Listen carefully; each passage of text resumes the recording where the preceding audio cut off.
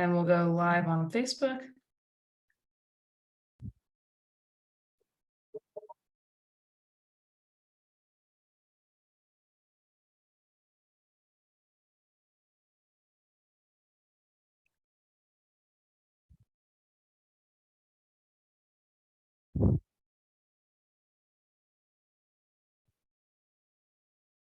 All right, we'll share it to the Human Computation Institute, and I'll also simultaneously share to SciStarter.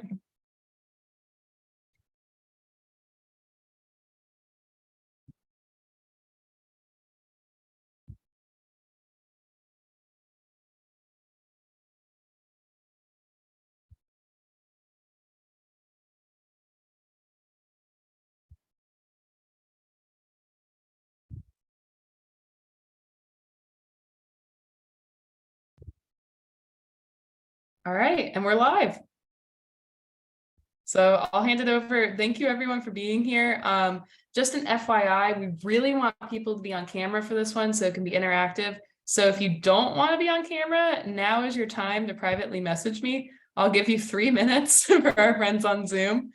We also want to know where in the world you're calling in from.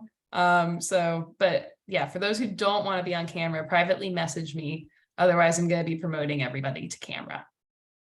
So while people are doing that, I'll let Pietro kick things off and talk about why we're here and the International Catchathon. And also a big thank you to Paz, to Maggie, to Roland for being here too. Roland from SciStarter, Maggie and Paz from the Human Computation Institute. But over to Pietro.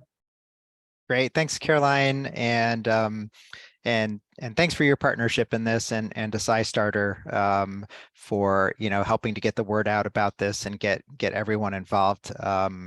Love to work with you guys, and as I said, during the kickoff, sometimes the lines between our organizations even get a little blurred. We've been in such sort of close collaboration over the years. It's been fantastic, and I really want to thank Paz and Maggie and Gretchen and other folks on the HCI team, for helping to kind of get this all set up and coordinated and doing a lot of the communication and the planning behind the scenes. And a huge welcome to everyone who's been participating in this 2023 International Catchathon. It's been really exciting to watch it evolve. As usual, we've had a few unexpected things kind of happen along the way. That's kind of par for course, and everyone's kind of been rolling with it very graciously, and really appreciate that. Not going to spend a lot of time talking right now, because the reason we're here really is so we can all be here together, and I can't wait to see everyone who's here and find out where people are coming in from and see some familiar faces and some new faces and so on. But just want to remind you that about kind of the goals of this catchathon. So we have this, this data set which we've previously analyzed. It's a portion of the structural mapping data set, which was originally looking at, if I remember correctly, the proximity of stalls to the amyloid plaques that tend to show up postmortem in Alzheimer's patients, and the question is, are we getting more stalling around these plaques? Is there like a potential relationship between those based on proximity?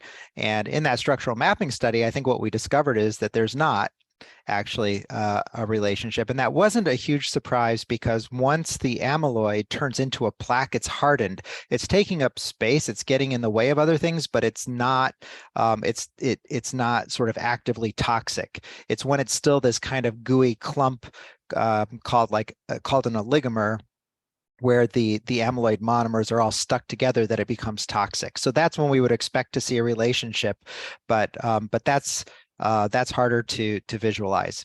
In any case, we analyzed a portion of that in the CrowdBots study, where we were trying to see if we have these machine learning powered bots playing stall catchers along with humans, can we analyze the data faster? Are we still getting just as accurate results from that?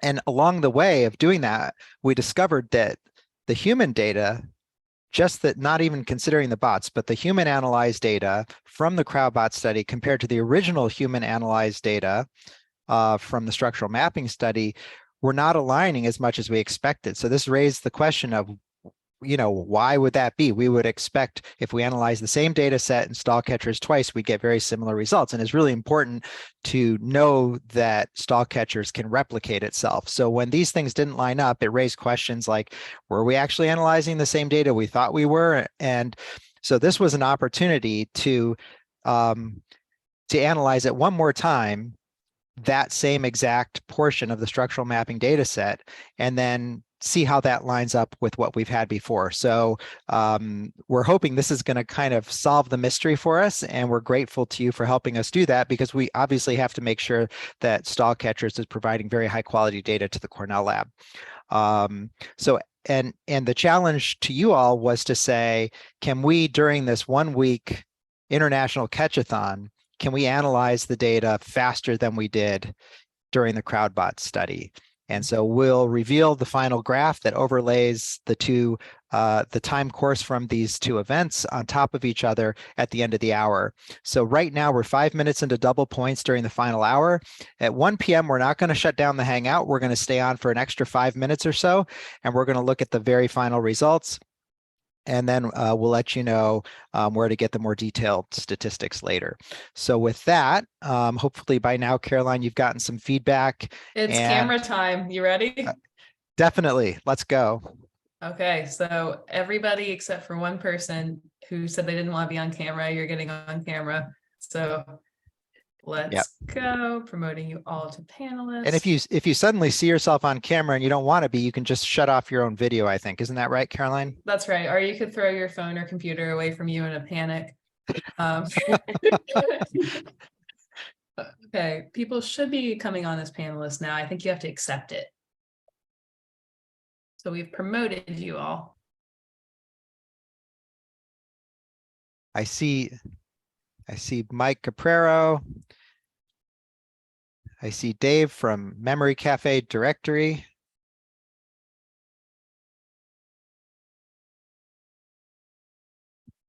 Yay, thanks Nice for to being see willing you. to come on camera, everybody. It makes it more fun for us, so we appreciate you.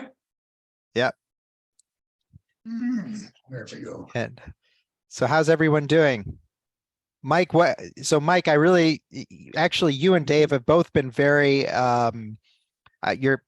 Mike's been with the project since before we even officially launched. Mike, you were an original duster. Do you want to just say a quick word about what that means? Well, yeah, for people who aren't familiar, the Stardust at Home project, boy, that started over 15 years ago, and was something of a progenitor for stall catchers. You guys became aware of the platform that they were using, and that it might lend itself to what you wanted to do with the analyzing or looking at the microcapillaries in the mice brains. And so you got together with the folks out at the science labs at UCal Berkeley, and it was a very nice collaboration. And yeah, Stall Catchers was born out of that. And I was invited, being a duster, to participate in the alpha and beta testing. So that was a real privilege for me to be able to do that, even though I was fumbling around most of the time, not knowing what I was doing. So very educational. You helped us out a lot. You gave us a lot of great feedback, and you helped shape, the development of stall catchers, and it was an honor to have you be part of that. And you're certainly in the DNA of this project. And I also want to say hi to Dave here, who I mentioned a little earlier. And Dave, do you want to just say a word about your Memory Cafe directory project? Because I think that's such a great contribution, to people who are dealing with Alzheimer's disease. Oh, thank you. I appreciate that. And I appreciate all the work that everyone's doing here. This is, it's enjoyable from a gaming perspective, but it's also rewarding to know that call it the downtime that we have to catch some stalls, which is relaxing, sometimes frustrating, but it does, it does advance science in a way that none of us can maybe do on our own. So yeah, Memory Cafe directory, I thank you. I first ran across the concept of a memory cafe. Gosh, I think it was back in 2015 or 16. And when I first learned about it, I knew just how I could tell how valuable these dementia-friendly events, outings for the person living with dementia, as well as their care partner. This is not a respite care kind of event. Memory Cafe is specifically designed to allow both parties to enjoy it together and have an outing in a safe environment. But it was easy to find the history of memory cafes. They started in Europe, they came to the UK, they came to the US. That was easy. The hard part was finding one nearby. If you lived in, I live in Portland, Oregon, or if you're on the East Coast, the West Coast, other countries, I could find websites that had a few because that organization conducted memory cafes. And I found a few sites that had a good collection, but they were kind of out of date. And there really wasn't one comprehensive place where people could find a memory cafe. So I thought, I know my way around websites pretty well. So I created it in 2016. And now I think there's over 1,200 listings in, I forget how many countries. And the rise of COVID caused a move to the online world. So there's nearly 200 virtual memory cafes listed on an area I call Cafe Connect. And so people can enjoy, from home if they don't have one nearby or just don't want to leave the house. And then that has just created it's like a gravity of its own. People now come to me. I don't have to research where a memory cafe is to put it on the directory. So what does it look like when you look at, let's say you look up where your local memory cafe is and you show up to one of these things? What can you expect? What is the experience like? Well, there's even a step maybe before that, and that is what I recommend to people is of course find one nearby. It's convenient, but first reach out to the organizer, and all the contact information is right on the site. I've got it organized very easily. So whatever country you're in, choose your state, for example, here in the US, and then it's alphabetical by city. So it's very easy. But first reach out to the organizer because each memory cafe is different. And there may be a focus or call it a theme that fits better or worse with your particular situation. It's kind of like, the saying is when you meet someone living with dementia, you've met one person living with dementia because everybody is different. And so are the memory cafes, because the personalities that regularly attend these events are a unique makeup of personalities.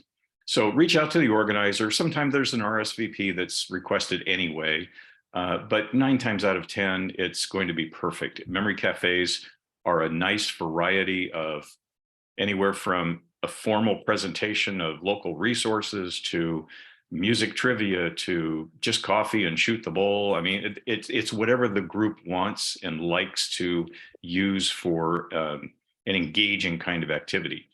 But I would encourage anybody that has the opportunity either find one and go in person or maybe check out one of the virtual ones as well.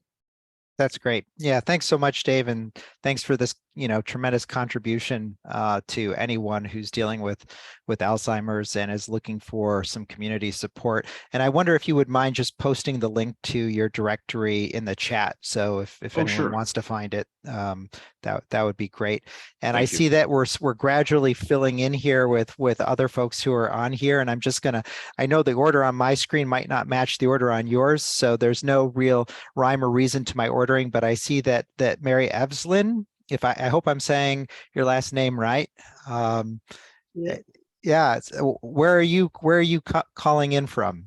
I'm a grandmother from Vermont and a newbie with your organization. I'm trying to get my grandchildren to be part of my team.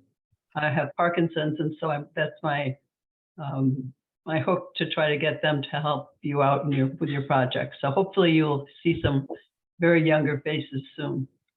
Well, thank you so much for joining us here and for getting your grandchildren involved. We do have this interesting kind of what we call bimodal distribution of participants. You know, we have the grandparents and the grandchildren. We get a lot of middle school children, classrooms full of them. Sometimes it's a little disruptive to the live chat, as long-timers on here will attest.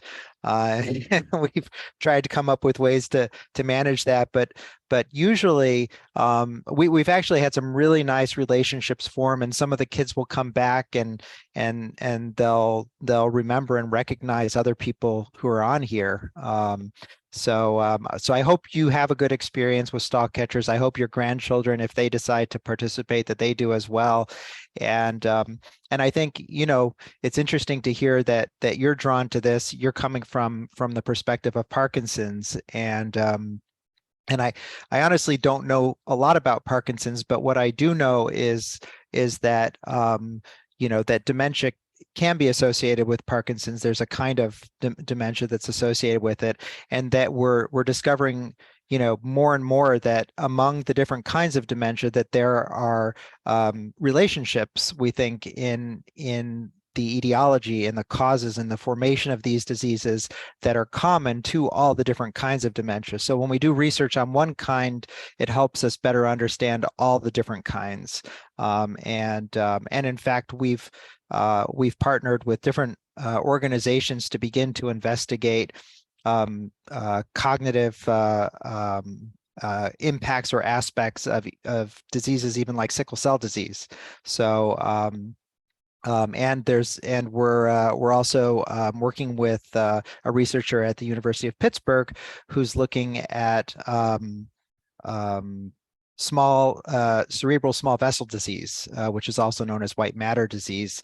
And there are also emerging some important links between the white matter disease and Alzheimer's dementia. So it feels like we've got lots of different puzzle pieces, and we're trying to get them all put together. And our organization, the Human Computation Institute, we're trying to do our best to create opportunities to speed up each of these puzzle pieces as a separate kind of research project, so we can bring them all together.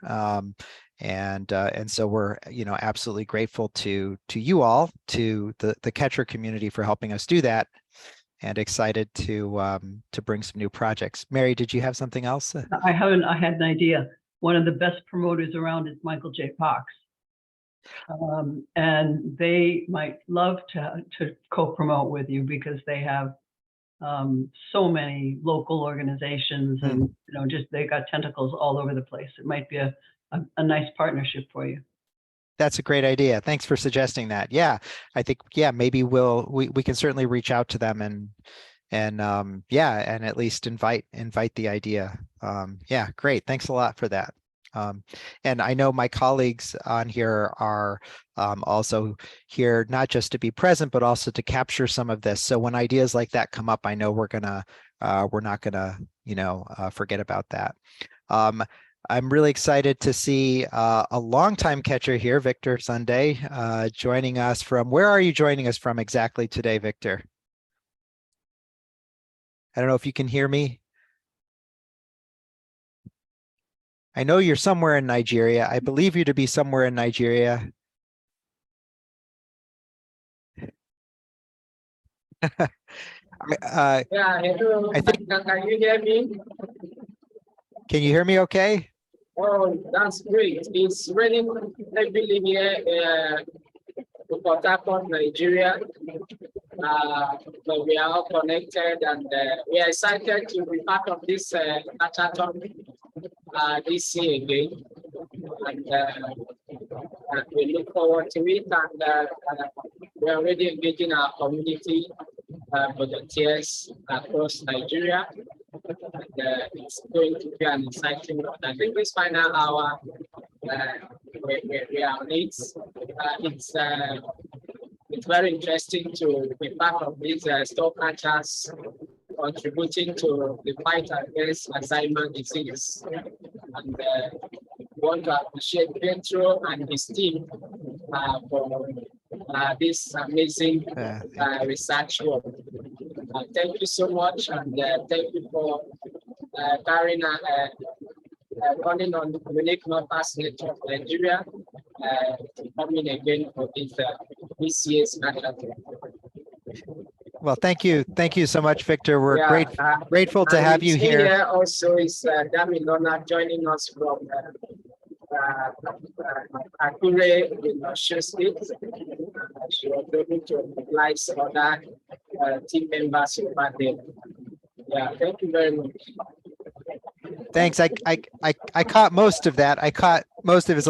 It's a bit of a difficult connection, I think, but I just want to acknowledge that that you were present for our very first International Catchathon with your mappers team, your open mappers, and I know you've been building over time this community of volunteers who support a variety of initiatives that are broadly beneficial. You've been a huge force in these international catchathons. You've had very large teams participating and always really kind of pushing our needle up in terms of how fast we're annotating vessels. And I've learned from some of my other citizen science colleagues that your community's been participating in a variety of citizen science projects and helping in lots of different ways. So thanks for all your contributions to these various endeavors, and especially from my standpoint for helping with stall catchers. So it looks like we've got some other folks on here. And I certainly no one is obligated to speak or to show their faces, but I do want to acknowledge. I see that Lenora Captioner is on here, and even He's if you don't doing the closed captions for the event, but actually, okay.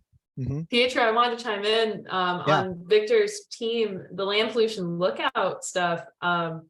Maybe Victor, if you could share about that. I think that's just like such a cool citizen science success story, because I met Victor through stall catchers, and then another project, which is also really cool, we were able to make happen. If you want to share about that, Victor. I think he may have lost his audio. That's okay. I actually had another question for you, Pietro, because we have some people watching on Facebook who I don't think have heard of stall catchers before. Maybe if you want to do your elevator pitch again, and it always hurts for even us, old catchers to get a refresher. So for people who haven't heard of stall catchers before, how can they get started even after this catchathon ends? Absolutely.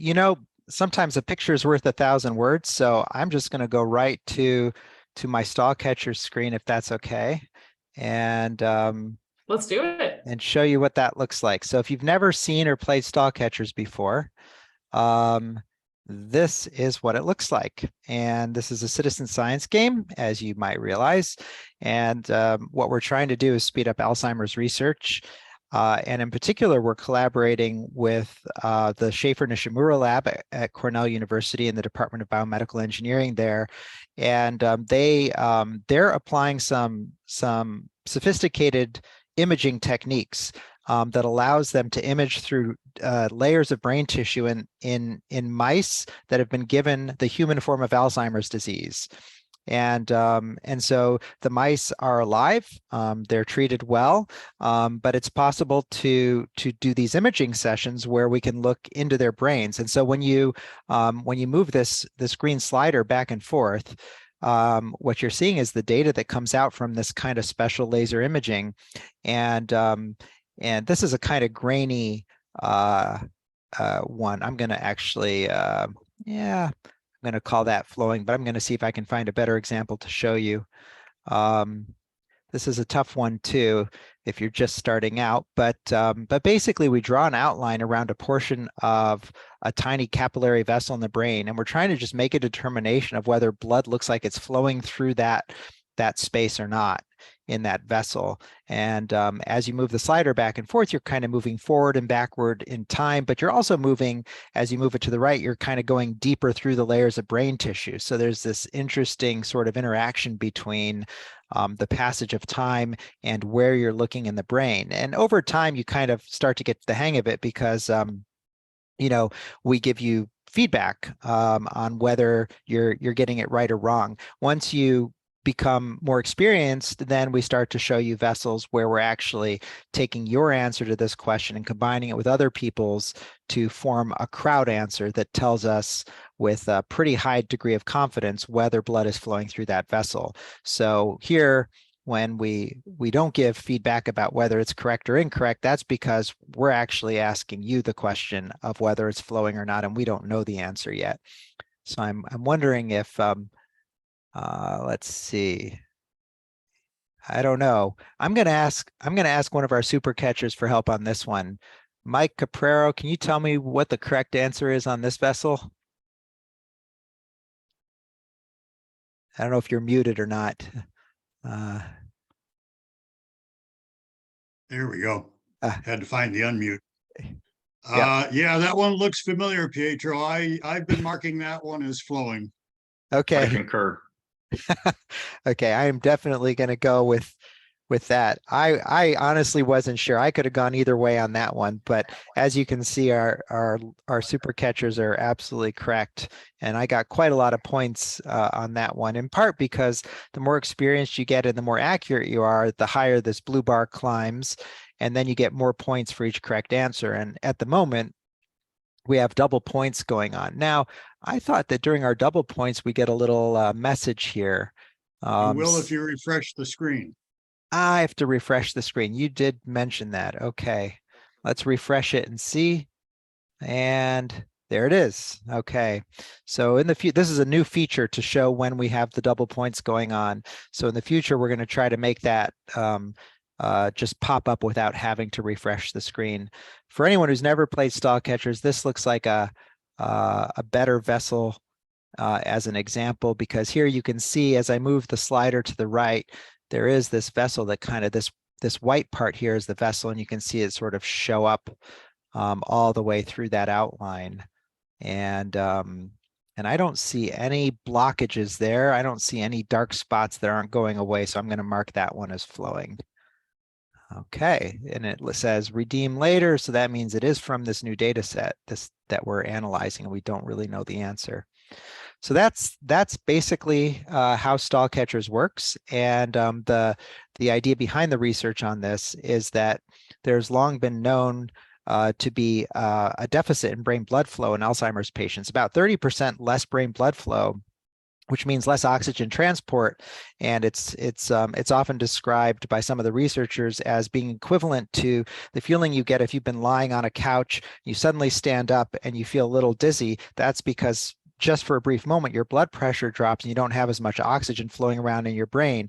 And that's about equivalent to having 30% less brain blood flow. So you can imagine that it could be disorienting, and that your neurons aren't getting fed as much oxygen as they potentially need. And what the Cornell researchers found is that when they restored this blood flow, that a lot of the cognitive effects subsided, that the mice that were being studied got their memories back, and other cognitive effects went away. The problem was the way they made the blood flow come back was using a drug that couldn't be given long-term to a mouse or a human without causing severe health issues. So the goal of the research now is to figure out how do we restore blood flow without having any serious side effects. And by playing stall catchers, you're helping to evaluate the impacts of different candidate treatments on the mice. And if we find something that looks really promising, we could potentially advance that into clinical trials with humans. And actually, with stall catchers now being on its 6th year, we do have some candidates that look very interesting. And there's no commitment yet to running a clinical trial, but it looks like we're getting closer to potentially having something that's worth exploring at that level. Did I miss anything? Caroline, Maggie, pause in terms of what we should be saying about stall catchers here? I think you covered it all, but I know I want to see if Roland has any questions, because he's newer to the SciStarter team, but he's really been taking things by storm. Roland, I'm curious, like, is there anything about stall catchers where you're like, oh wow, that's really cool, or do you have any questions for Pietro? Actually, it's a very interesting project, but yes, I wonder if someone as experienced as Pietro can sometimes answer something which he isn't sure if it's told or not, or with time it becomes more obvious. So That's a great yeah, question. Yeah, Pietro, what about, are you ever not sure about a blood vessel, whether that's solid or fluid?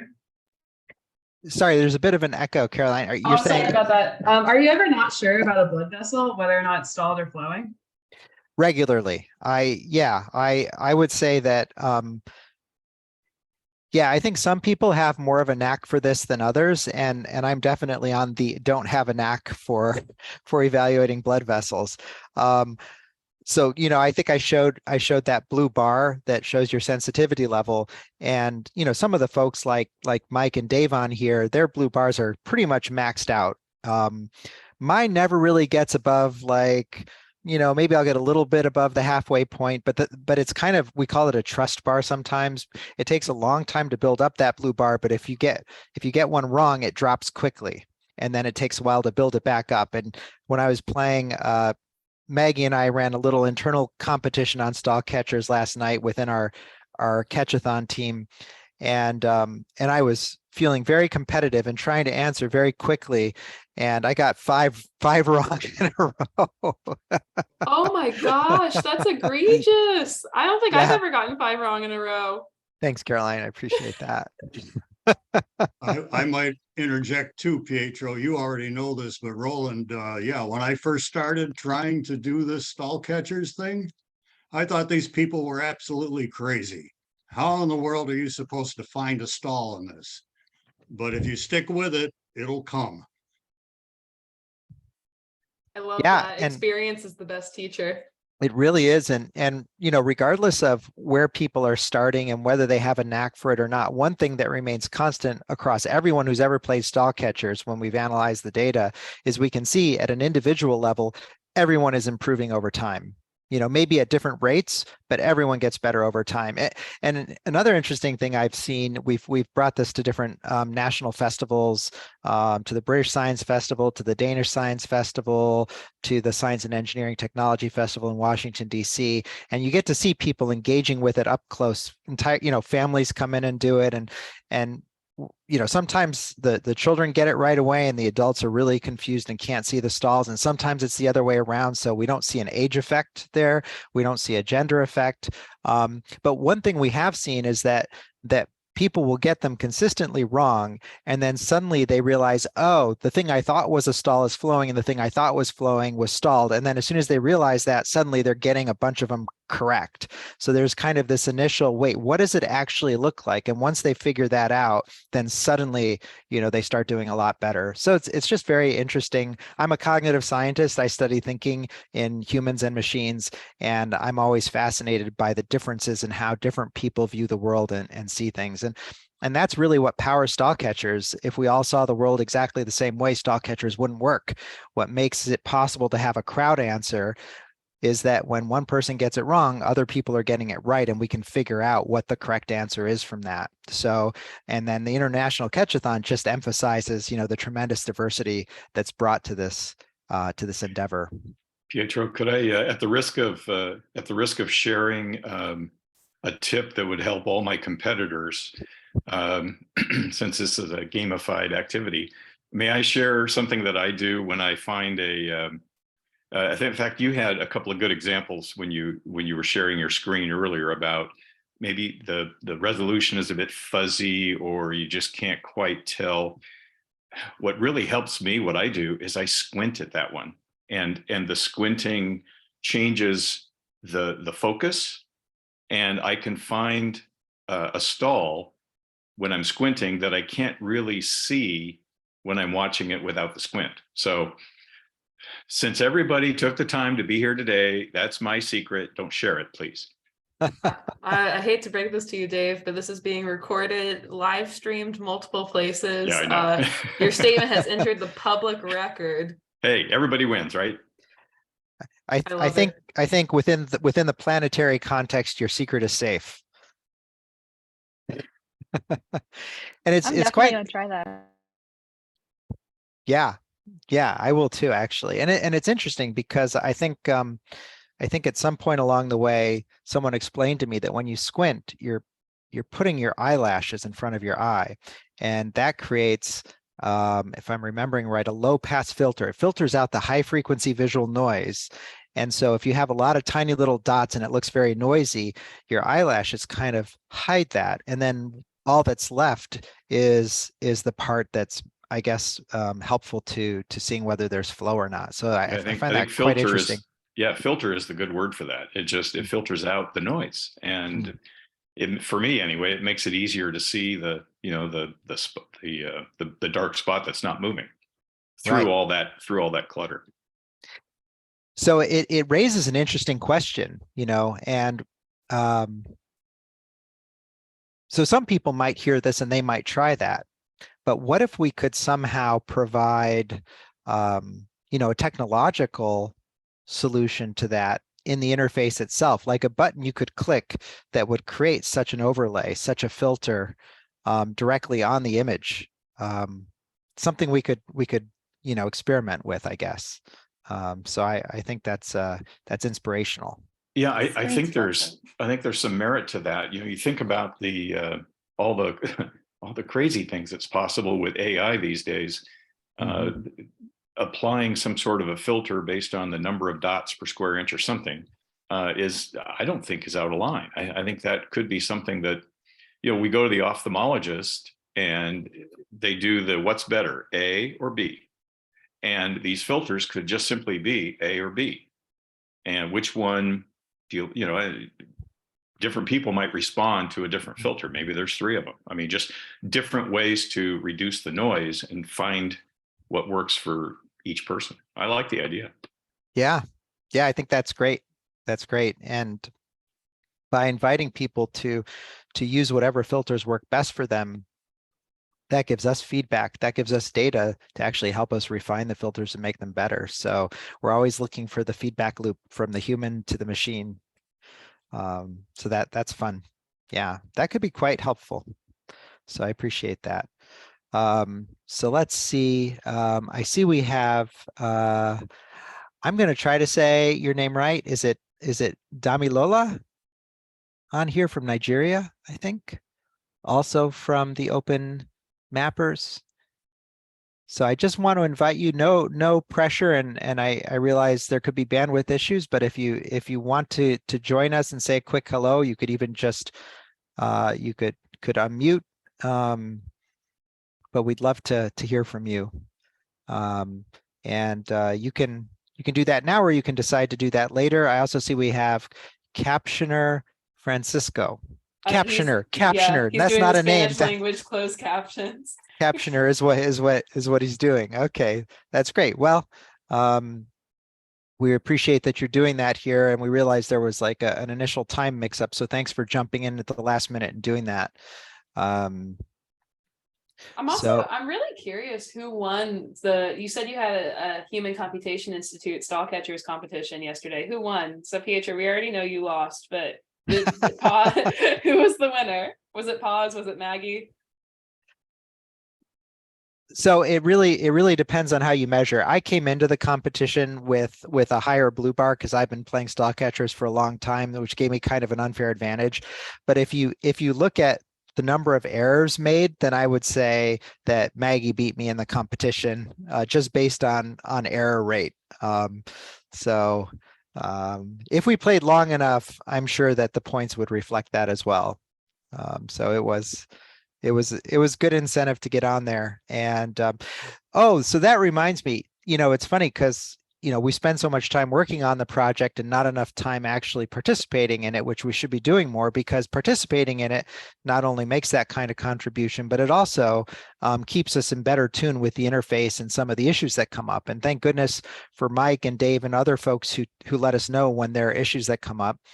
But then, in the course of using it, we experience these things and it helps us realize where we need to prioritize our efforts. but I think it was Dave who brought to the attention that there was this discrepancy between the progress bar in the, was that you, Dave? Yeah, so that there was a discrepancy between the progress bar on the main screen, which we call the virtual microscope, taken from the Stardust at Home, borrowed that nomenclature from Stardust. So there's the progress bar there, and then in the live leaderboard, there's also a progress bar, but they look different. And I forgot that one of the decisions we'd made early on was during a catchathon, and the progress bar, instead of showing progress on the data set, just shows the passage of time in the competition. So if you look at that progress bar now, and I'll share my screen again just to show you, you can see it says 99.65%. So that's not how much of the data we've analyzed. That's how much time has passed in this catchathon. So we're at the very, very end of the catchathon. We've only got 20 minutes left in the catchathon, and that's what this bar represents. But if you go to the live leaderboard, then what you're seeing here is the percent of the data set completed. Maggie wrote a nice blog post to explain this difference, but I'm just explaining it now to say, if you haven't seen that blog post, this is why there's a difference. So this is the way the progress bar in stall catchers, back here, normally looks like. We call it a tri-bar because it has three colors. First, it fills up with yellow. So that's the initial pass on the data. What we're trying to do is get a quick read on all the data. Then we make a second pass, which is this green bar. And then finally, we do a verification pass, which is the blue bar at the end. And we make a final pass on the data. And so because the green bar is the middle bar, the fact that we're more than halfway through the green bar means that we've passed the halfway point in analyzing this particular data set. So I just thought I'd clarify that.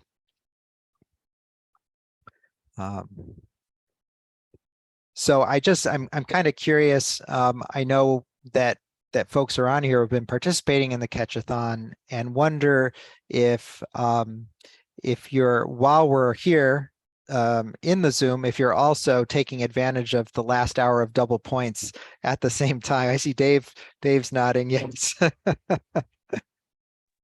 It's all about the game, right? The challenge, which is an important part of this. I as one person, I've responded to that. So I appreciate the whole gamification part, and especially the double points slots. That seems to have, at least for me, seems to have raised the competition level. The old bring it on, let's try it, and I think that's something that I might suggest maybe considering from time to time, not in the context of an entire catchathon, but occasionally at random, throw out an hour that has double points. And part of the reasoning is I've seen how, like right now, there's 15 catchers on. 15. I never see 15. And that is something that maybe it can boost the people to, like me, it energized the competitive nature in me. And maybe just an occasional, Rand, throw it out on Facebook or, whatever you do to announce it, or in the chat, announce it, and, just see if that kind of raises the step function with respect to how much participation. It might be fun to watch. As a scientist, you might enjoy the results. That sounds great. And I love that you're working both angles. You're incentivizing the players and you're incentivizing the scientists at the same time. A master of motivation. It's important. Everybody needs to be motivated. And I really like that idea. We'll probably name it after you. Dave's double points coming up soon. If it goes well, great. If not, it was Mike's idea. Okay. Well, I was also playing, but I stopped a couple of minutes ago because I hit my target. Aha. Yes, I've been playing during this hangout. Great. So how do you come up with a target? How do you decide this is what I want to hit today, or this is what I want to accomplish?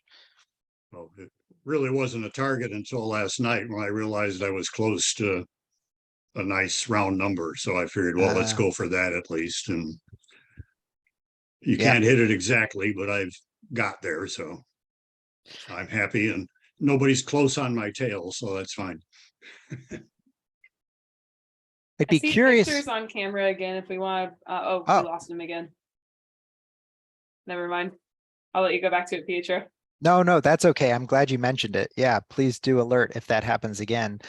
So I just wanted to bring up something since we've got an interesting group here.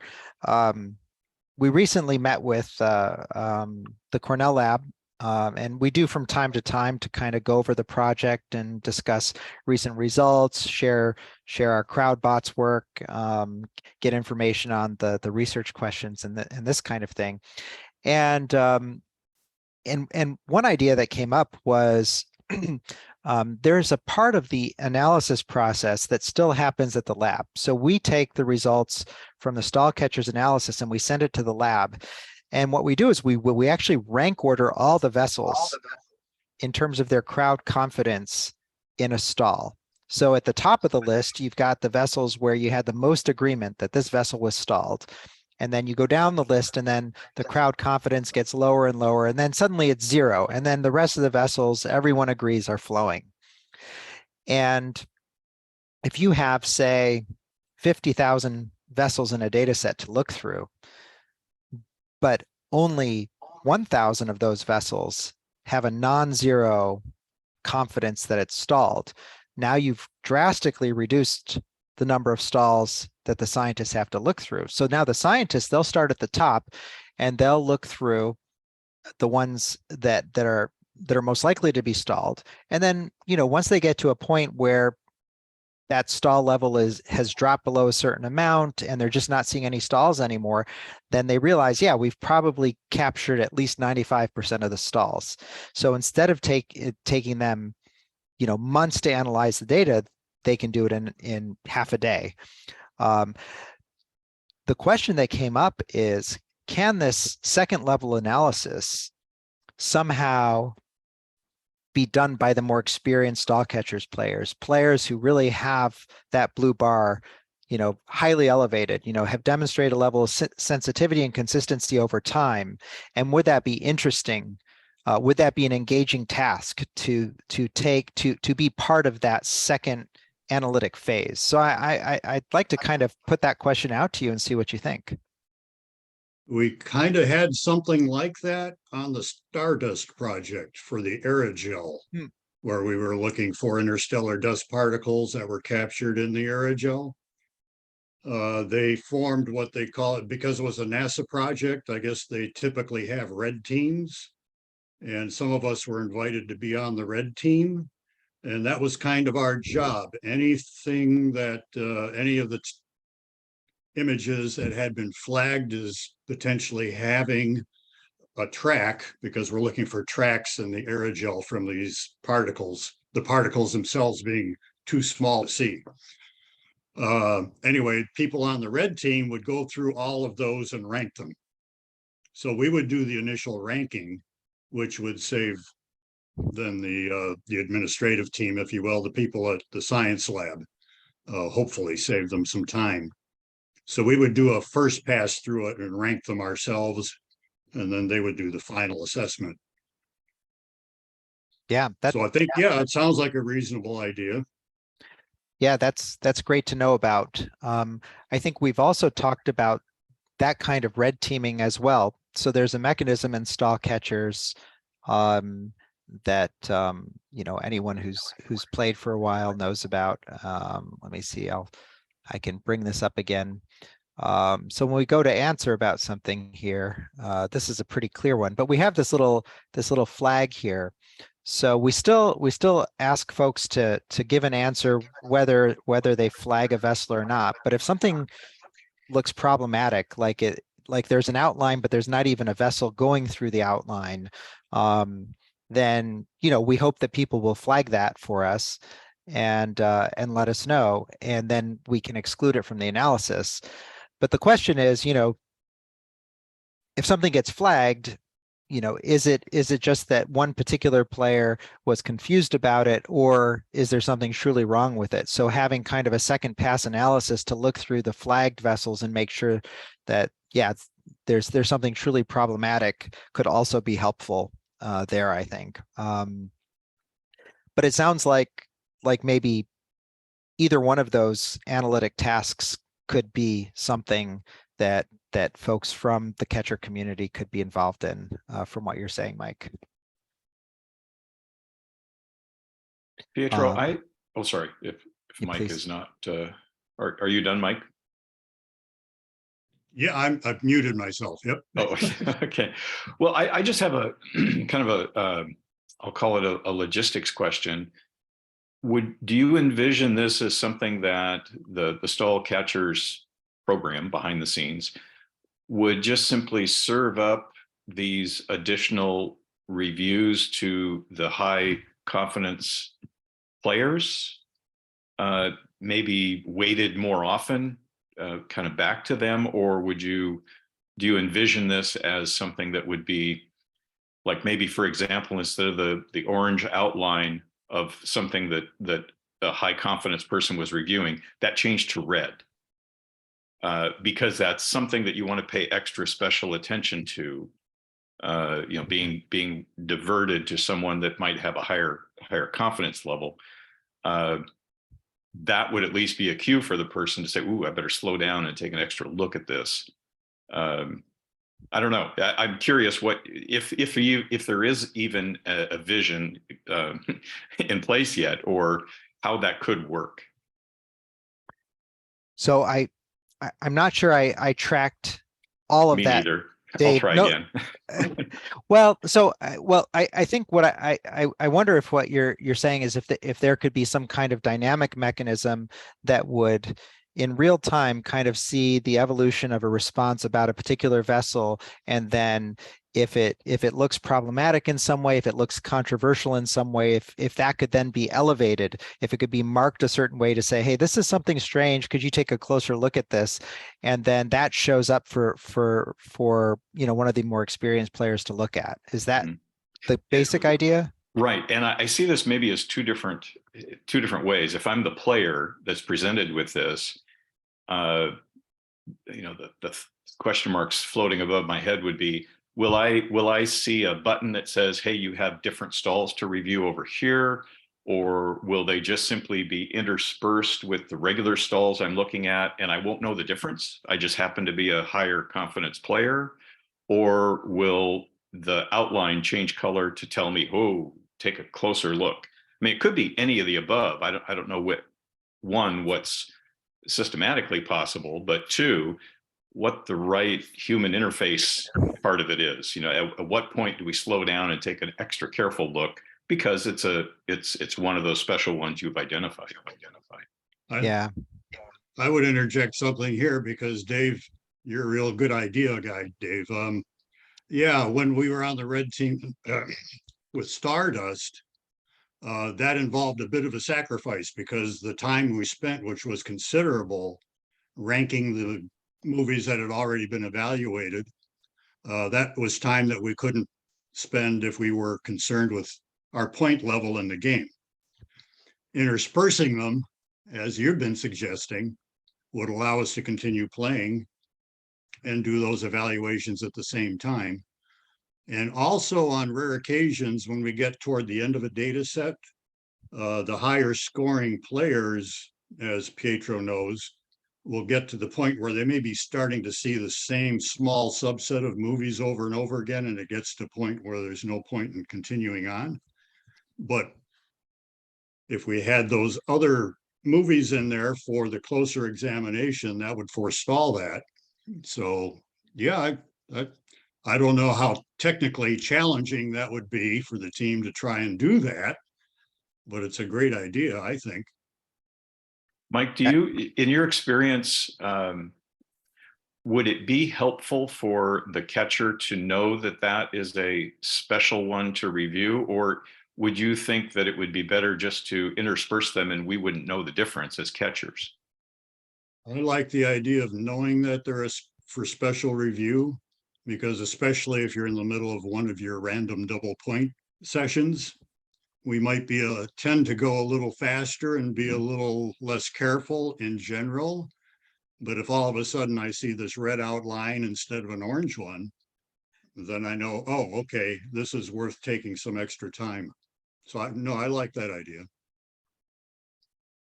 This is great. I'm guessing we have these ideas captured by the team here, and you certainly got me thinking. And Dave, one of the things that we've done as we've tried to build out the framework for reuse and scalability of how we do citizen science, because we want to be able to build other projects like the ones that we're developing right now, and without having to recreate it from scratch.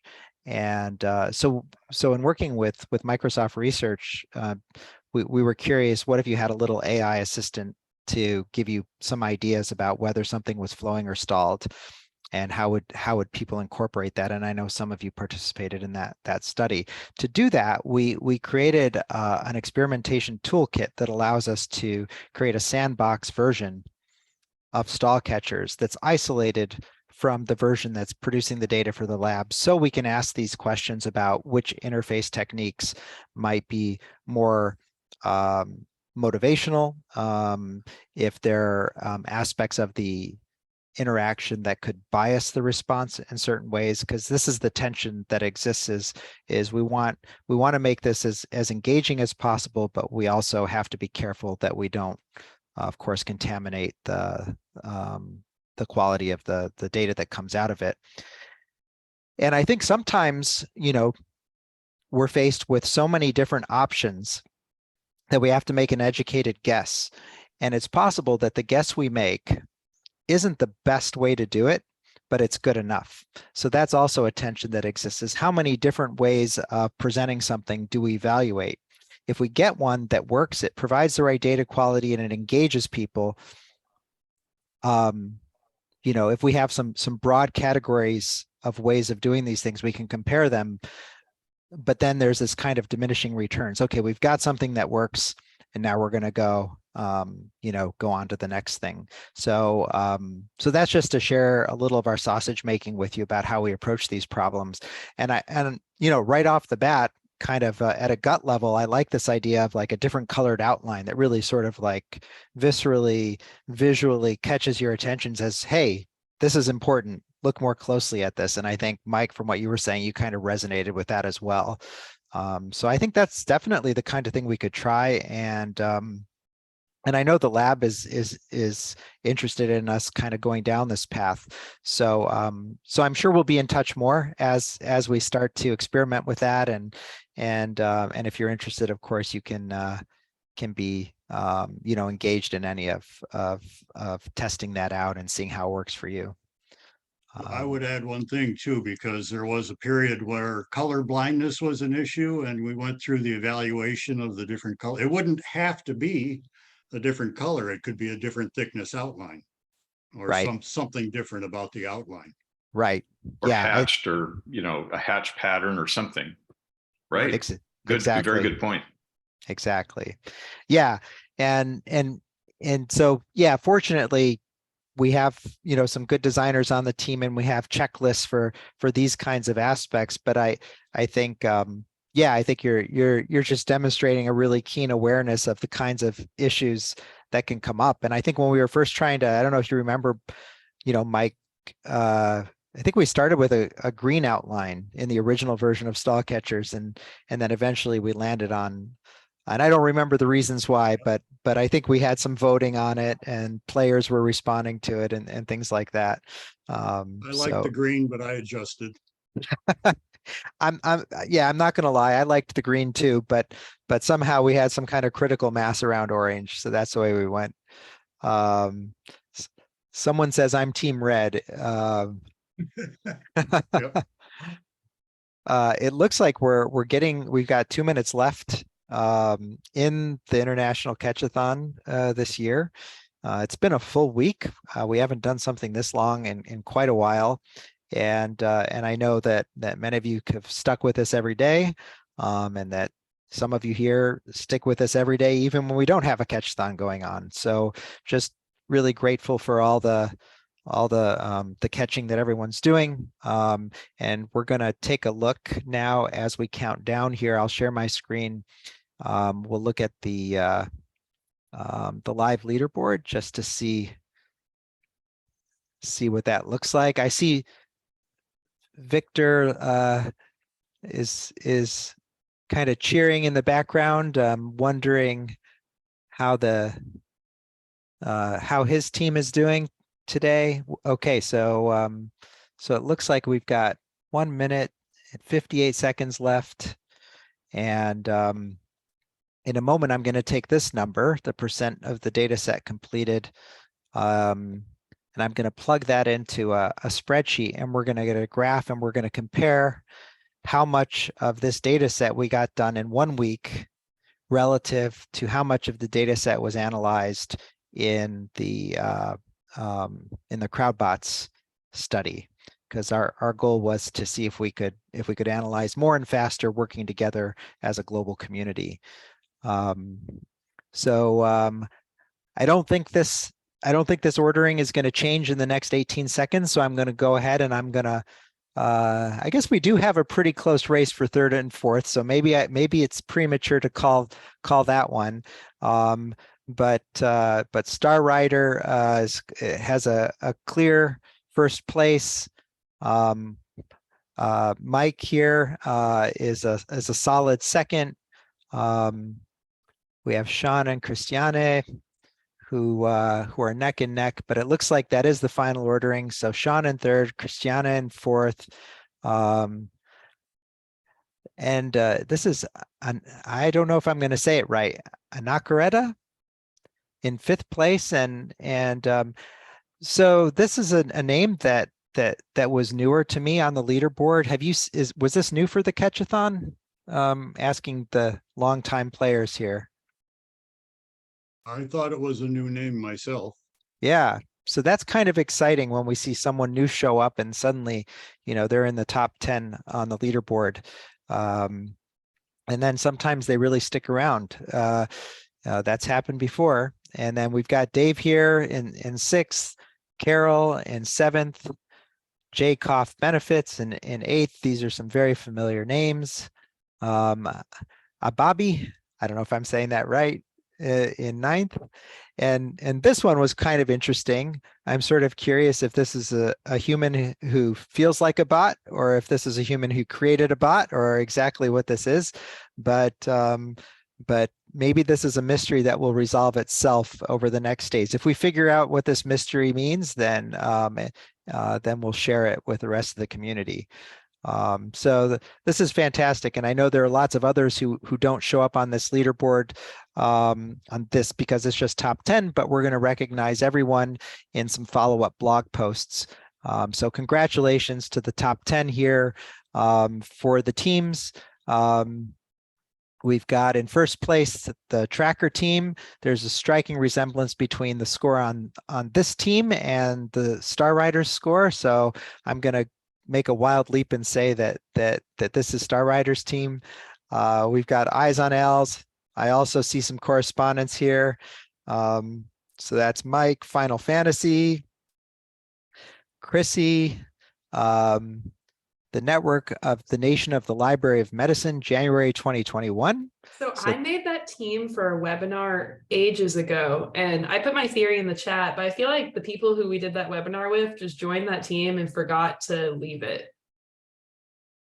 That's my theory. That sounds like a solid theory. And just looking at the numbers, I'm going to guess that Anakareta is one member of that team. So then we've got Dementia Map. I'm going to guess that has something to do with you, Dave. IC Stalls in seventh place, Retirees in eighth, Dementia Action Week in ninth, and Singularity 2045. I'm sensing an AI theme between the bot and the Singularity here. So still very curious about this. You can see that a lot of research vessels have been analyzed here. And as a community, we've accomplished the equivalent of 2 months and 20 days and 7.5 hours of laboratory analysis, which is a fantastic achievement. And I'm very grateful to all of you for helping us analyze these data. I'm going to take this number, 58.9. Actually, what I'm going to do, bear with me a second. I'm going to plug in, I've got a database screen here, and I'm going to run my query just so we can get a quick read, 0.0543, and then we'll go back here, 0.0543, and then we'll look at this graph together. So basically what this graph shows is over here we have the percentage of the data set that's been analyzed, and this is the number of days that have gone by in the challenge, and we're comparing the CrowdBots challenge, which is the one we're trying to replicate. This was done over a year ago, and the entire data set was analyzed. We got up to 100% of the data set analyzed in 25 days. So this red line here is the International Catchathon that just finished, that you've been participating in. And as you can see, by the 7th day, we've analyzed more than 50% of the data set. And if you draw this straight over, you can see that during the CrowdBots event, it took 13 days to get to the same point. So in roughly half the time, we analyzed the same amount of data during this global event. So I would count that as a strong victory. We analyzed the data twice as fast as we did during the CrowdBots challenge. And I'll remind you that during the CrowdBots, part of this blue line was 3 very fast bots analyzing vessels around the clock. So this was humans plus bots. So here we are, humans from around the world, no bots, and we did it in half the time. So I'll count that as a victory for the humans and for Team Humanity today. And congratulate everyone for being a part of this. And a huge thanks to everyone who joined us here for the final hour. It's great to see you all. I think we're gonna, I think we did miss a year with the International Catchathon. We're gonna try not to let that happen again, and hoping to see you all back again for this next year. And of course, we'll have other events in the meantime. And don't forget to keep an eye on the blog. We'll post a brief summary before the end of today, but then we'll have some infographics and stuff sometime next week with a more detailed breakdown of how much data got analyzed, you know, the way that the team competition went, and so on. Yeah, and Pietro, it's so impressive that you've built this community. We do have a survey that we ask you all to fill out. It's in the chat. I'll also throw it up on the screen for I know Roland's been putting things over in the Facebook link. And thank you everyone who, especially to our captioners, so sorry again for that typo in our email, and our interpreter. One cool thing is our interpreter joined just to learn, which I think is really heartwarming and nice. And Pietro, I think it speaks to the atmosphere you've created at Stall Catchers, and Paz and Maggie too, of heartwarming engagement in something that is bigger than all of us and really important. For those of you too who joined the first event, I know you all heard this all before, so that's why I didn't repeat it. But just as a reminder, Citizen Science Month is going on all month long. You can find a bunch of Citizen Science Month events at citizensciencemonth.org.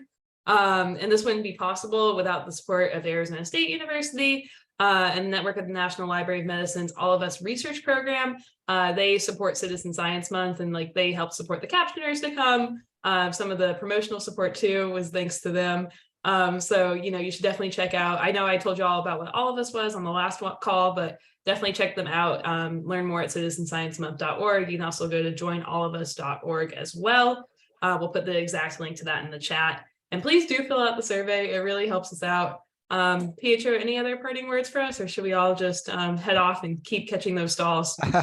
Just a quick word, noticing that you're acknowledging your supporters, and I feel I should have done the same. I do want to mention that we've received support from some of our catchers, and we're actually gonna start a scholarship. You'll be hearing more about that later. We have some ideas about some special things to do with the donations that are coming from our catchers, and we also receive some support from the National Institutes of Health that helps keep stall catchers running. So I do want to acknowledge that happens. And the biggest acknowledgement is to all of you for participating and being part of the stall catchers community and helping us advance this research. And I'm very hopeful that that we're going to see, something substantial come out of this. And I hope sooner rather than later. But it's exciting to see the research evolve, and we'll be blogging more about the research side of this very soon. So thanks again. Your And blog is what I always point to project leaders as an example, because they're like, how can we communicate results to volunteers? And I'm like, look at stall catchers, do what they do. It's the move. Cool. Well, All right. Thanks, everybody. Have a good rest of your day. Thanks, Caroline. Thanks, everyone. Bye. Bye. All. Thank you so much.